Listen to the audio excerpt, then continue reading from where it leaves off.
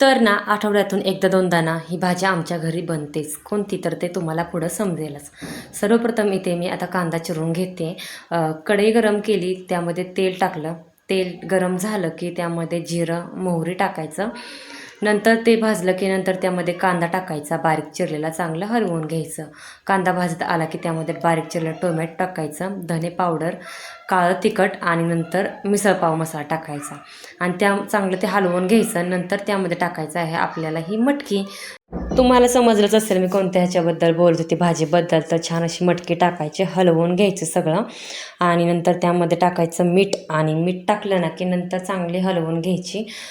त्यामध्ये टाकायचं आवश्यकतेनुसार पाणी आणि नंतर मग झाकण ठेवून चांगली शिजवून द्यायचं. वरून टाकायची कोथिंबीर शिजल्यावर आणि मस्त अशी आपली भाजी तयार झालेली आहे मटकीची.